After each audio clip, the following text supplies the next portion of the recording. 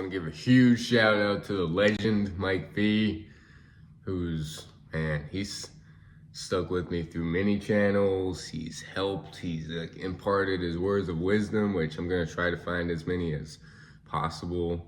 Today, I saved a few on my Discord. Let's look at that.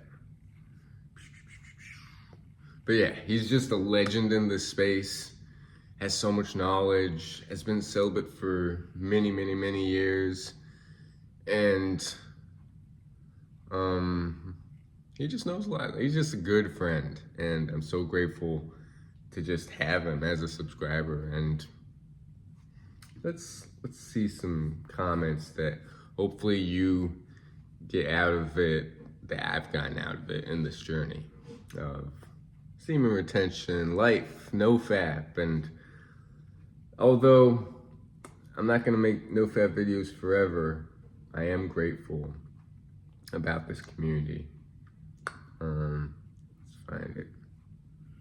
Where is it? All right, let's start with this. Let's start with the last one, the last comment he gave me.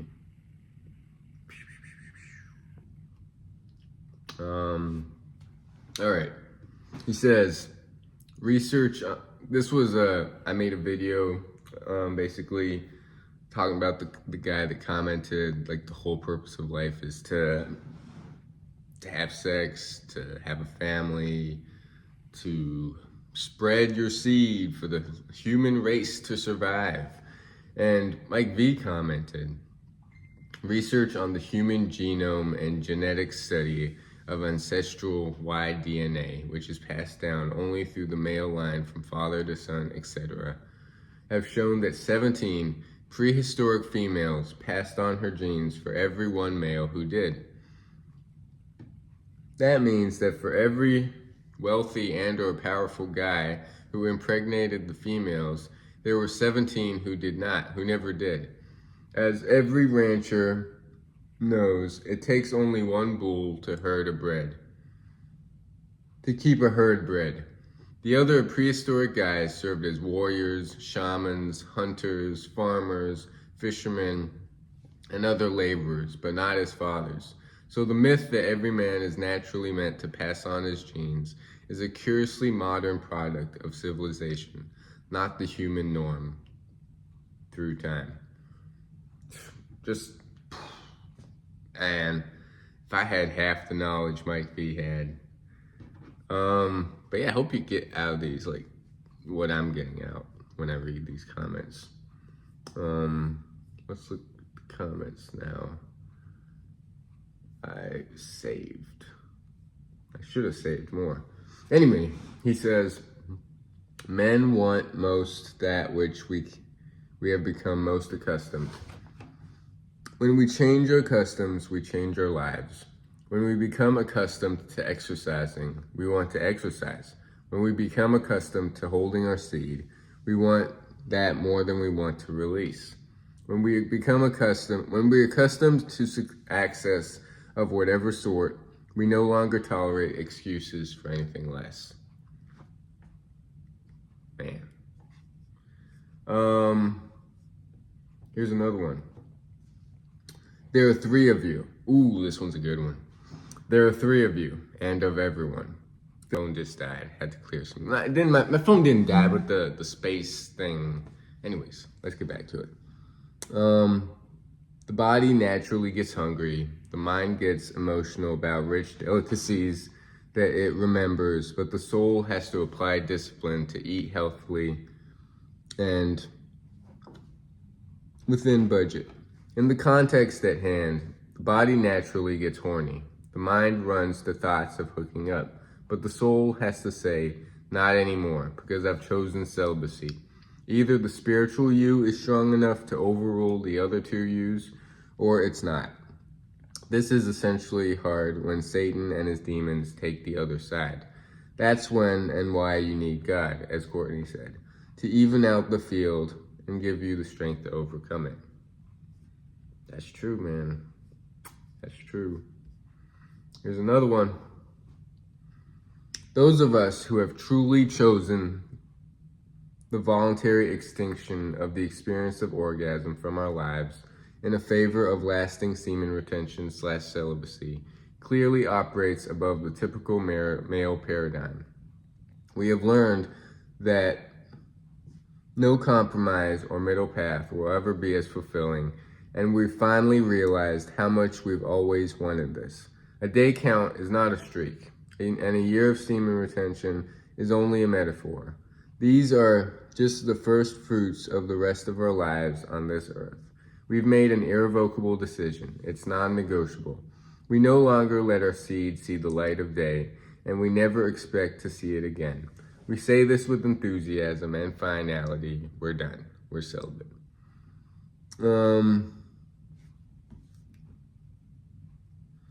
Then I said something like, if you wait until you're tempted to decide, you know what you're likely to decide. That's why the time is now to commit to non-negotiable standards. That's why you must learn before you're tempted to tell yourself, no, I'm celibate. I don't do that anymore. Practice telling yourself that in each sexual thought every day. Cultivate that celibate mindset until it's the only sexual reality that you know anymore. That's how you go from wanting to be celibate to being celibate. Before it's an accomplished fact in your life, it must be an accomplished fact in your mind. If not, your mind will convince you, go ahead, hook up and start over. Which it's doing. Going off on a tangent here, but I'm really thinking of hooking up and experiencing that again.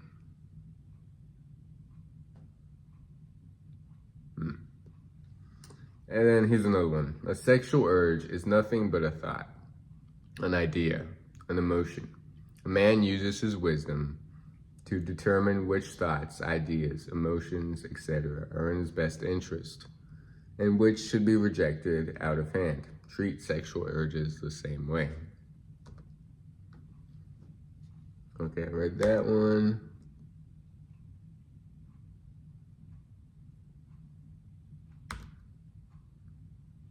Some celibates get there cold turkey.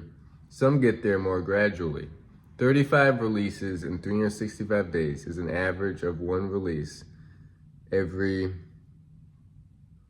10 and a half days, but that's not where you are now.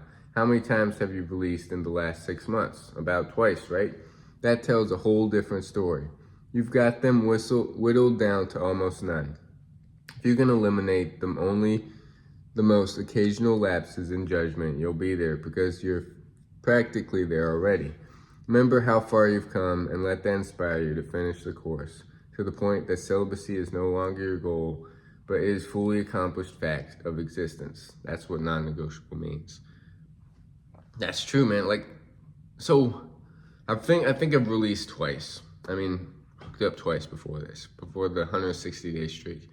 So that would 160 days plus whatever I'm on right now, 260. I don't even know. Well over a year, and I don't know how many wet dreams I've had. A few, but that's pretty amazing to have gone that far.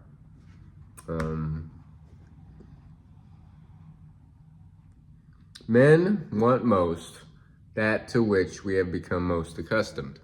When we change our customs, we change our lives. When we become accustomed to exercising, we want to exercise. When we become accustomed to holding our seed, we want that more than we want to release. When we become accustomed to success of whatever sort, we no longer tolerate excuses or anything less. I feel like I read that. Okay, luck disappears when I start. This is what I said. Luck disappears when in the video. Luck disappears when I start hooking up or when I start releasing. Then he says, true, but that also proves it's not just luck. It's something else, something that we earn. Blessings, rewards, bonuses, etc. Don't mess it up. And then he said, you've long since conquered porn, and masturbation isn't your problem either. It's women, and it's not even ones that you like. You must learn to shut down any such thoughts as they first Where was I? Oh, as they occur in your mind. The moment you think about that, you have to be willing to tell yourself, no, I don't do that anymore. Get up close, any device. Oh, get up, close any device, go outside, take a run, or whatever. Anything to change the thought patterns. If you allow yourself to entertain those thoughts for a few days, you'll be right back into a drained situation starting over again. That's true. Very, very true. Did I read this?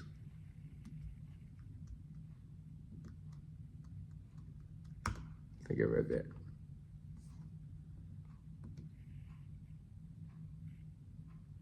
Hold up.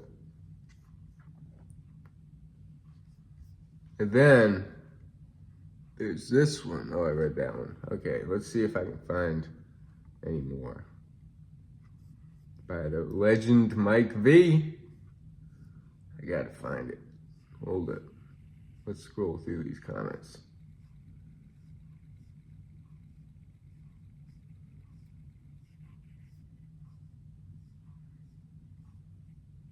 Okay, you're a man. If you didn't have sexual desires, something would be wrong. But you do, so you're good. There's nothing wrong with desires. That's all urges are. When you get one and you don't want to indulge it, realize it's a want, not a need. Remind yourself that the people in hell want ice water, and that doesn't mean they get it. Here's what will happen. You don't satisfy the desire. 1, you won't die. 2, it will pass. 3, you'll be stronger. 4, you'll be fine until such time as you get the next one, such as life as a man.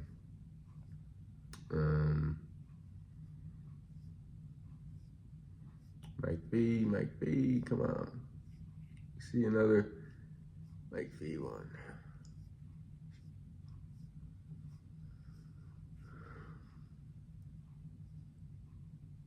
Oh yeah, he says, some men are good.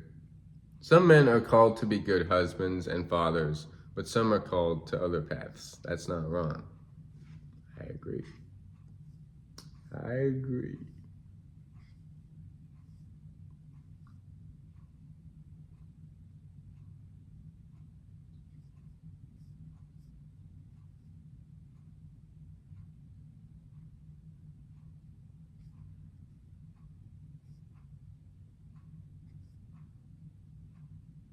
Okay, here's one more. Last one.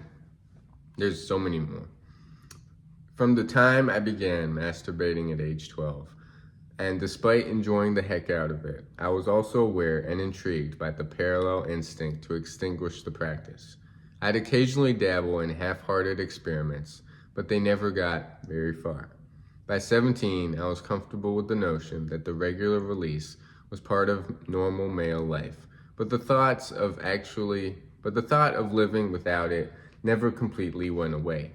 When I eventually learned on YouTube that modern men were actually mastering semen retention, I knew that's what I wanted for myself. With time and effort, I achieved an impossible dream that's been truly life-changing. 6 years later, I can't imagine even going back to releasing my seed. Okay, last one. Next to closeness to God, I think that getting over anxiety with others is the greatest single one of the many benefits of ending masturbation for good. Question: you've tried quitting fapping and hooking up for well over a decade before you ever got nearly this far, and congrats to your persistence. What made the essential difference this time? Was it just the cumulative effect of learning, self-control? So yeah, he's right. He's definitely right about like being closer to God. Man, I know I said that was the last one, but it's just like never-ending knowledge by the legend.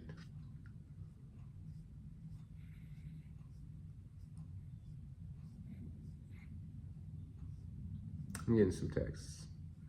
I should probably end this.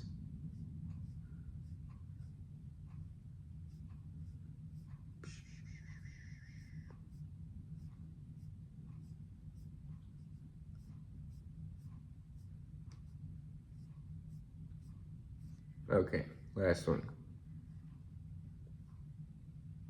Yeah, I've done enough. Anyways, thank you so much, Mike V. You've been like instrumental for the success of where I'm at now, especially with NoFap and celibacy and semen. Because man, I like I'm stumbling. I'm stuttering. I like want celibacy, but my mind feels like it doesn't. Like it still wants more of that experience before I fully get into it. Like I don't know, man. I'm getting urges to hook up, to just go that degenerate path and lifestyle. Kind of like the Dickerson Bros. And then like restart the celibate journey. I don't know. I don't know sometimes. And I'm still chugging along day by day, and we'll see. We'll see where this channel goes and gets me, because I don't feel like doing a whole nother 365-day journey, or even talking about NoFap if I release. But peace.